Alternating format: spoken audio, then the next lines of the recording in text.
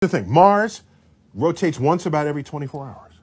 Okay. Did you know that? That's kind of what we do. And it's tipped on its axis. Kind of like what we are. As we are.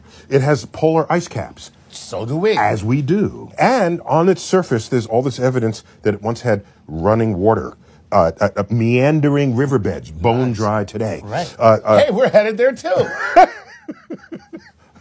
It's just, so Mars just got everybody's imagination. So, there's no water there now, but there was once. Where do you think the water went?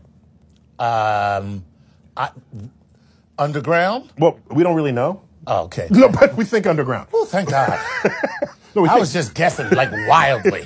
No. If it went anywhere, it went underground. Right. And Mars is very cold, and so we think it's like a permafrost. Permanently frozen down there. All right. So what you want to do is you want to warm the planet. Get the water back on the surface, okay? And there's not much atmosphere there. It's mostly carbon dioxide, which is what kind of a gas?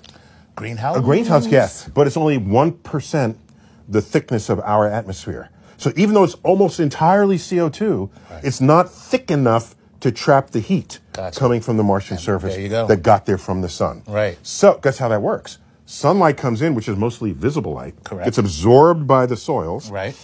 And it re-radiates in infrared. That's what gets trapped by greenhouse gases. But with no atmosphere, with the thin atmosphere, there's nothing going on. Right. So it's cold. So everybody's wondering, let's warm the place. All right. Can we release some of the CO2 that's frozen on the poles? Can we get the water back out? Do you know the water molecule is also a greenhouse gas? That's right. Did you know water vapor is probably the most prevalent greenhouse gas. It's in our atmosphere, correct. There's more water vapor than anything else. Right. If you get all the CO2 that we have found in the polar ice caps, because it's like dry ice there. Okay, that's because dry ice on Earth is CO2. Right. Okay, so you get all of that, evaporate it, then get all the water, evaporate that. It's still not enough to make a big difference in the greenhouse trapping of Mars.